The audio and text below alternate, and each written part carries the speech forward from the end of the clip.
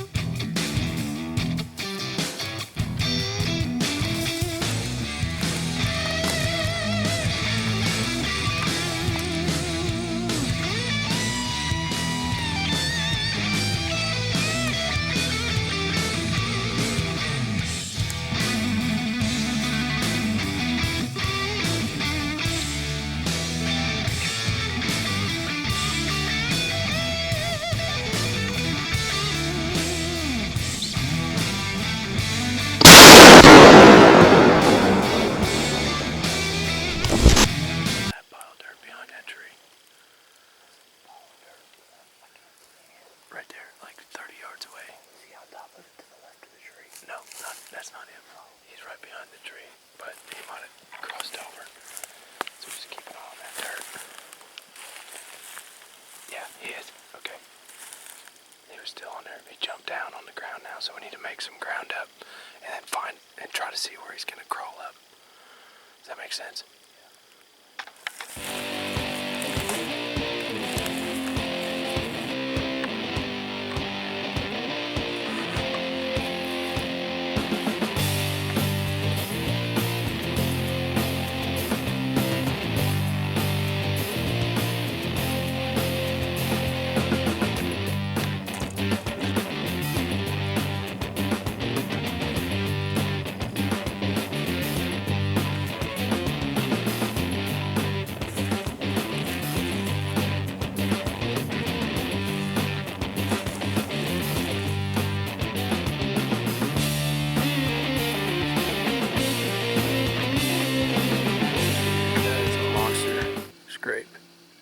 That is, so basically if you see a bunch of scrapes like this in an area, and like a big one like that, that's called a primary scrape.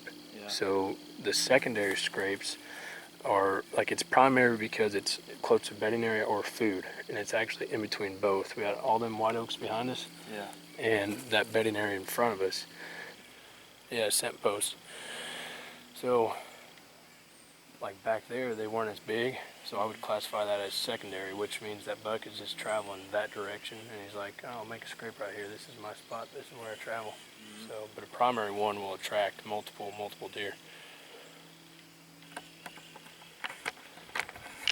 Yeah, dude, this is a good spot. I am coming down here early season. I'm gonna plot this on hunt stand.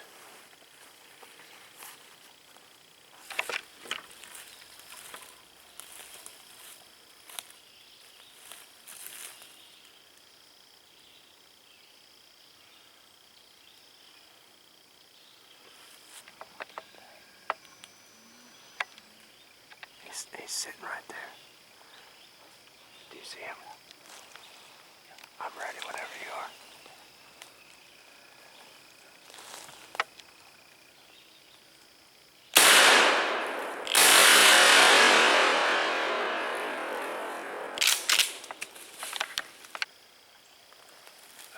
Yeah, he's in that big tree that we're looking at on the back side of it.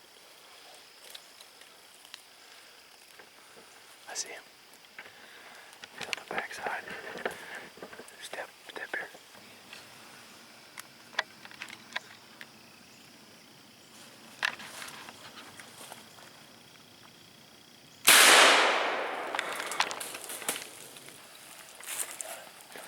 Let me see that show.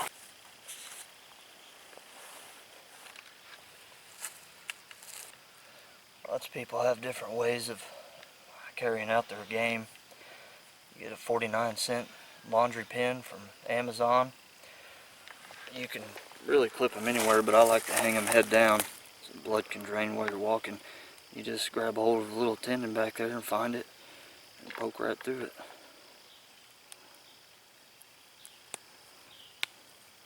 It's not sharp, so you shouldn't have to worry about sticking yourself, but that's all you do. After you get them on there, you can clip it onto your pack. Easy carrying out of the woods.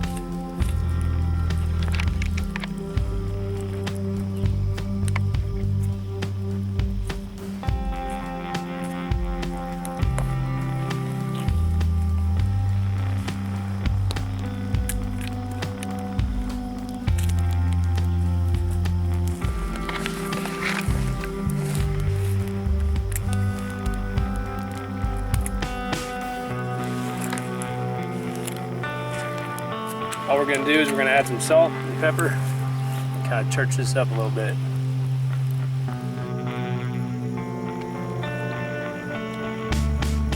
Get much better than that.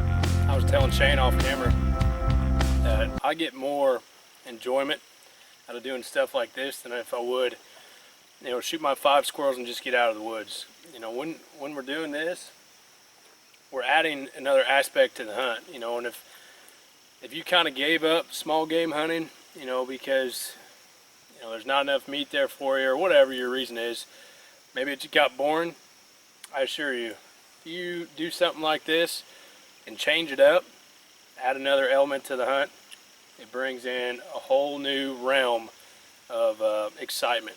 So this is really good. Let's look at that. It's just like eating a little chicken leg right there. Everybody else is going to Buffalo Wild Wings tonight to watch the Mayweather fight. Order their chicken wings. I bet you they ain't know nothing like this. Yeah, getting out and doing these things kind of opens up that whole new dynamic, and maybe that's the part that you were missing. Maybe that's why you gave it up. But, you know, don't be afraid to get out and learn some new things and, you know, try it out. If your meat doesn't taste good the first time, then you can always fix it the next time. You know, if you don't like it one way, try it a different way.